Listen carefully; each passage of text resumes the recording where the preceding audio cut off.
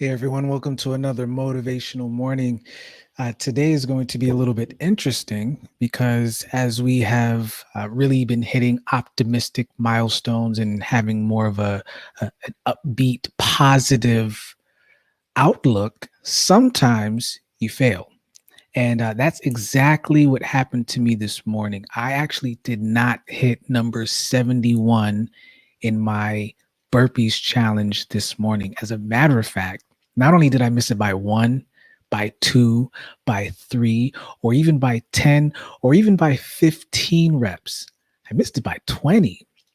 Now, you probably have been in that situation as well where you feel as if, how did that even happen? How do you uh, uh, uh, victoriously reach your benchmark, better yet, surpass your benchmark one week, and then perhaps maybe even the next day, if not the next week, it feels as if you've totally tanked. I think there's a few reasons for that. So what we're going to do is we're going to take this particular instance, this experience that I have I don't want to say endured, but have gone through this morning, and let's take a look at it and to see how it is that we can actually learn from these kind of experiences. Okay, so let me go ahead. I want to share my screen here and let's take a look at how this is even possible, what this even looks like, and I want to switch over here just to show you. So how did failure happen? Well, there are a few things that you can do, right? And I think one of the first things that you should probably do is take stock in all of the potential causes as to why you might have missed the mark. So, you might feel the feeling of disappointment, and that's okay. Okay. And I think that I just want to put that here on the side here. Um, Disappointment is a feeling, and that's okay. It's okay to feel disappointed. You know why it's okay? Because when you have invested, when you've put a lot of stock into something, especially if it's especially if when it's exercising something, and you put a lot of physical exertion into something and you miss a mark, you will feel as if the expectation that you did have wasn't met, and it will hurt, right? So that happens in relationships, it happens at your job, that happens for maybe working for a client, that happens for maybe even cooking something. You got all of the ingredients, you made the thing that you thought was going to taste great, and then it didn't, and there's no way of fixing it no matter how much seasoning that you add to it. So disappointment is all right. Now here's the thing though, what do you do with that disappointment? A lot of us, we kind of just sit in it for a while and then say, okay, you know what, I'll just do better, without actually analyzing what really happened. So, so we're going to do that. And then I want us to look at, well, sometimes no matter how much you analyze something, it's just destined to happen. And I know that that sounds highly pessimistic. What? Destined to fail? Well, let's take a look. So, one of the things that I think that might have made a difference today is and we talked about this a lot. Here, let me move my stuff over here. We talked about this a lot. Mindset. This morning, did I really have the mindset to say, okay, we're going to do this? Or was I really kind of like, I don't know, this might be that kind of a day? If I'm honest with myself, I really think that this was kind of like a, a day where it's like, am I really going to hit it? You know? Um, and not only that, even when I went down, I actually for the very first one, there was a pause, because you start off in the squatting position, and the pause was really, just saying the prayer of, okay, we're gonna do this. Let's go do it, God. Let's, you and me, let's work this out. Um, I may have had those moments before, but perhaps, and this is the thing though, we're talking about potentials. This is not necessarily all truth, because a lot of it could be just your perception, but perhaps my mindset wasn't as fixed on reaching the mark. Okay. So that's the first thing. Here's the next thing that might be important to take a look at here is, what about something as simple as perhaps I wasn't breathing as effectively. So I realized that the higher that I went in the number, the more important it was to start controlling my breathing in certain points. When I drop down, when I do the push up, when am I actually inhaling and exhaling? As a matter of fact, I think it got easier like when I was hitting 50, like 2, 3 weeks ago, versus when I was uh, 60, 65, 70 last week. Oh, no, no, no. Just thinking even further back, like 40 or even 30, it was easier then and breathing hard was okay. But then when I realized the higher the number, if I controlled my breathing just right, I can go a little bit longer. So here's probably something where, we would talk about maybe, and I think this would probably deal with sustainability. We'll probably talk about that a little bit as well too. How are you sustaining yourself in the actual exercise? Now remember, we're talking about burpee failure. Why did it happen? What are the possibilities of of um of it not actually working out? Perhaps so usually Mondays is probably the most difficult times because during the weekends, especially for a lot of us, we might end up sleeping later, right? On Saturdays, perhaps on Sundays. So it could possibly be your sleeping pattern. During the week, you may go to bed earlier, and then during the weekend, it's a little bit later. And so, because of that, you might actually end up feeling less inclined to just be energized, or just to get up. So that's a possibility as well, right? Here's another one. Now remember, these are for me. This is not just talking about in generals. This is for me. Another one is school. I actually finished. Maybe I'm in this space of I'm good right now, right? Maybe I'm in a relaxed state, and so I'm not. And this probably goes back to the mindset. Like, is it really? Do I really have to work as hard? Like I'm in. I've reached a pinnacle. I've reached a milestone. So maybe everything else. And this actually goes back to our last video talking about following up versus following through. You follow through to complete a task, you follow up to pursue something beyond what was actually completed. So that can probably tie into that. Now, let's take a look at this. So there are a few things that we saw here, right? But what if we had number 5, which is what if it was just what if it was actually just my muscles, right? What if I am in a space where, and I don't really know too much about exercise, so I probably will do some research after, this to get a better, to give some better explanations. But sometimes your muscles just won't cooperate. Like it's probably still in recovery. Now, I know sometimes it takes a day or every other day, especially when you're doing weight training. But maybe at a certain level, you can only go so far without taking more rest. That's actually why instead of doing 6 days, I now have done 5 days for the last couple of weeks. I was listening to my body. So that could possibly be one too. And I'm going to put here, I don't want to say sore because I actually wasn't sore, but maybe at a certain level, you have to listen to what your body is saying. It's like, we can't keep sustaining at this high number every single day, which leads me to this next space, which is dealing with sustainability. And the reason why I want to put a demarcation here is because I really think that this will make a difference in understanding why failure is okay sometimes. I think of concepts like, and this is not really a concept, but it's a reality. People who climb Mount Everest. For those of you that know, and you may not know, but for those of you that understand how Mount Everest works, you got people who are kind of going up this huge mountain. I still believe it's the tallest mountain. If it's not, just correct me in the comments. It's the tallest mountain in the world, and they don't just go all the way up in one take. You would think that they would, right? As long as you're slow and steady wins the race, and they'll make it up. It's actually a process of going up and down and back up again, a little bit higher and then back down again, because the body was not created to be able to sustain that high level of altitude for a certain amount of time. So you'd have to reach up to another higher plane, and then you'd have to go back down. But every time you go back down, you're not going all the way, from my understanding, you're not going all the way back down to base camp. And maybe you are, but I believe base camp shifts every time. And if it doesn't, that makes it even more impactful, where you are saying, I'm going to start at ground zero every single time I go down. Here's the thing. I didn't have to start at ground zero today with the burpee challenge, right? And so for many people who feel as if they're starting over, are you really starting over, or do you now have a new benchmark? So there are certain things that you can control, right?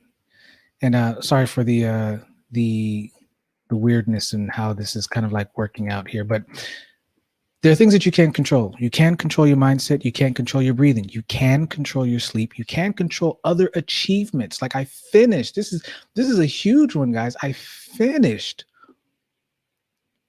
with a 4.0, but that also can feed into your mindset. So there are other achievements that might kind of bleed into, well, I can probably relax just a little bit here because I've finished here.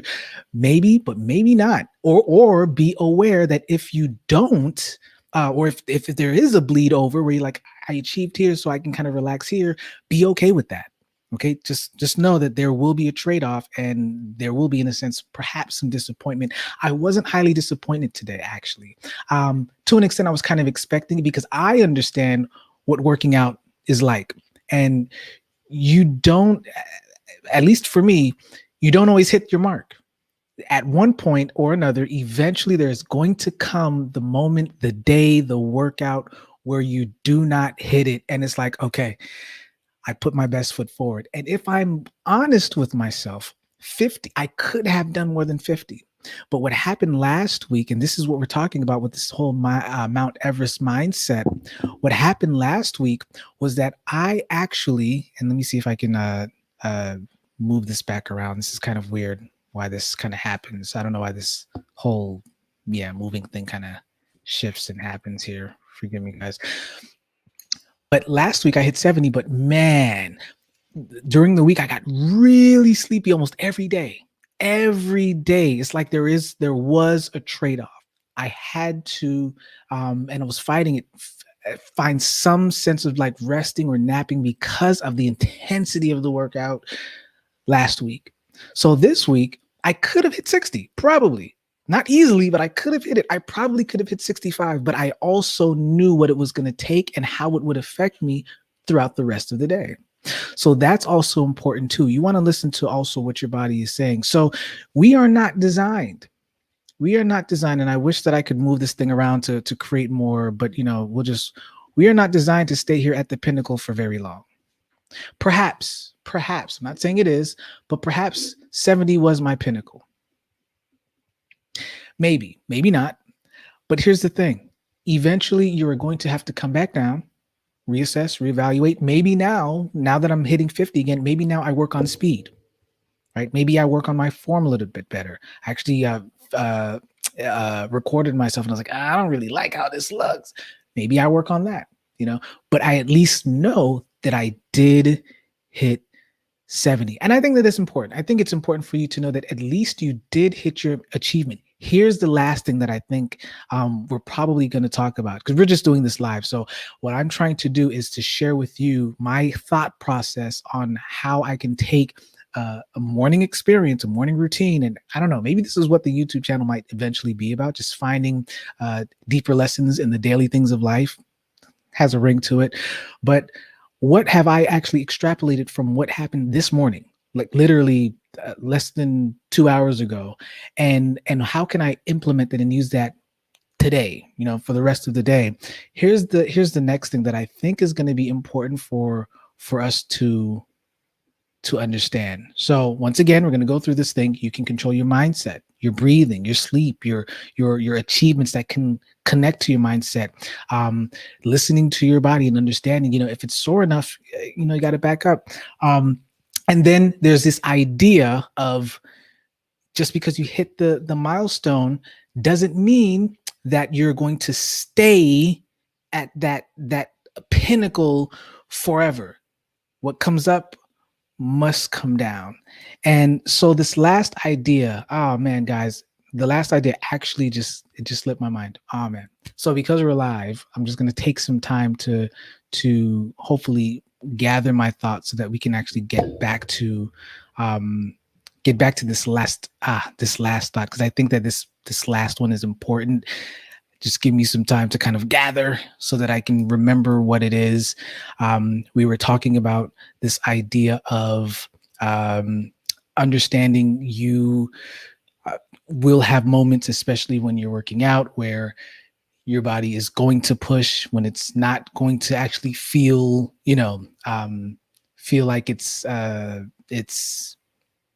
its max. We talked about the fact that when you're actually at the bottom, how you can, what are you working on? You know, what are you working on when you do reach the bottom here? So when you get down here, like how are you refining your reps or your form and all of that? Um, yeah, I can't remember the last piece, and I really think it was going to be a good way to kind of end this whole thing. But anyway, we'll just kind of keep it at that. I hope that this was helpful. I know that this was helpful. We talked about that whole mindset too, but I'm hoping that you will take some or maybe even all of this to understand how do you, and I'm saying this now, I'm kind of drawing this out just a little bit so I can remember the thing that I was going to say, but how do you analyze your own failures? It's going to happen. And many people interpret failures as, it's not a failure, it's a learning experience. Let me tell you something. It's a failure.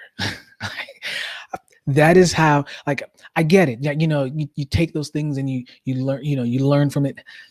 In startup world, when you go lean, it's or agile or whatever phrase you want to use, and there are two different concepts and ideas. But moving in a lean way means that you are failing fast in order to figure out what works and what doesn't work. So yes, in a sense, failure is learning. But I see it as two different things. Failure is failure, like it didn't work. And I don't want to say that those of us who don't believe that, failure is not failure, but it's a learning experience. No, failure is failure, but you have the choice to turn it into a learning experience. There are many people that don't do that. And so failure just stays as failure. Even if you were to extrapolate learning experience from the failure, it's still a failure. At least that's how my mind processes what that is. So, in consulting sessions, when I'll ask people, so what will you do if this fails? I'm like, well, it won't fail. It'll just be a learning experience. Okay, I get that, but you put your money in this thing and it doesn't work. What are you going to do? Like, what is that? Your bank account is not going to say, well, this was a learning experience. Let's go ahead and replenish it so that we can start again. No, it's gone. It's lost. It's a failure. So it's not just trying to reframe failure as something else. And I love the idea of reframing stories and narrative. Yep. But take failure as what it is. Take the L. Take it for what it is, but then say that L, that loss, into an actual, now say, well, how can I learn from this loss? So take the L and then pull the L, the learning from the L, the loss, and then figure out, okay, what can we do or not? What has happened? So I would suggest the first thing that you do, this might sound redundant, but some of y'all need to hear it again. Look at the obvious things. Look at the behavioral stuff, right? This is the things that actually happen, or the things that that should have not should have happened. The actual things that did happen. So these are actions, truth, and some of your truths might just be perceptions. Start with the obvious things. Start with the things that are evidence based. Okay, it's the first thing. Like I told you, I started the challenge today was like, I don't know. We'll see. Even though I did the whole mind routine, I was like, okay, let's go. I still also was like, okay, last week was rough. Listen to yourself this week because you don't want to pass out or something. Here's the next thing. Here's another thing that I could have probably added here was water. Maybe I didn't have enough water or I wasn't hydrated enough. So that's probably another one that I could probably add there too. Hydration. The next thing that you want to do is you then want to take this idea of the expectation, like the reality is it's going to be, I hate that this happening, like this whole moving thing back and forth. I don't know why that's doing that. But now you're going to have to say, what are some of the things? That's what I was going to say, guys. I found it. Next thing that you want to do is you want to figure out what is expected. Like, is it okay to hit a benchmark and then drop down lower the next day or the next week? Yes, especially in working out, there is an expectation. So I will suggest that even though you have the obvious, the behavioral actions or the truths that caused you to fail, then analyze the context. Is this a normality?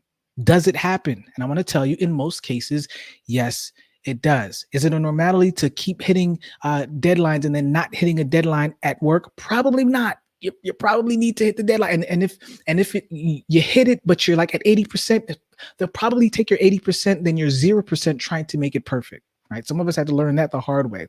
So so that's that. So have the expectation. Okay. And the last thing is I think that's it. I keep missing that thought, guys. Have the obvious behavioral, your actions, your truths. That's the first thing that you want to do so that you're able to deal with the disappointment. Manage that by looking at, okay, what happened? What is going on here? Right? That's the first thing. The second thing is, what's the reality? Is this normal in the context? Like I said, for working out, yes, it is. It's expected that your muscles will fail at some point or another.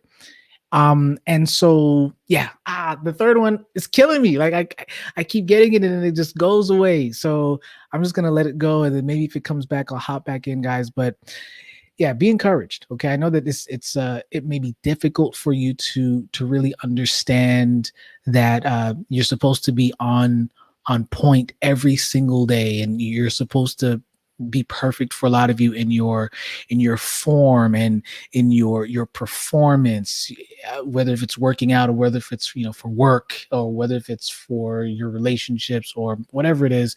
But know and understand that it's okay to feel disappointment when you do miss the mark.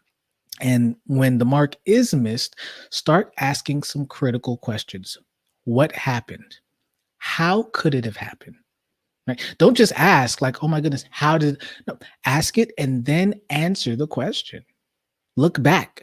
Take the steps, like go through the process of, okay, how did I lead up to this very moment when I just said, you know what, 50 is good. I got to that point when I said, it's okay. I'm willing to walk away, to get up, do the crunches and everything else, preserve some energy so that I can do some other routines. Because there are other routines that I do, not just the burpees, but to do other routines so that I can at least manage the rest of my morning. So I think that's how we're gonna end. You are not designed, you are not supposed to stay at the peak of Mount Everest forever. That's not how the body was created. I can't remember. I'm pretty sure somebody else has said this, but I'm now telling you, your best self is not going to be sustainable at the mountaintop. That is not how it works. It happens as you are going up and down between the peak and between the base camp. And just know that every time you go up and you go back down, I guarantee you will go up just a little bit more the next time. Okay. What are you working on when you go and when you hit down? Ask yourself, what is actually going on? What can I work on? What can I fix? Okay. This is going to be a rough week for some of you. I know this is a Christmas week as well. So let's make it Monday. All right. Be encouraged. And we'll see you guys in the next motivational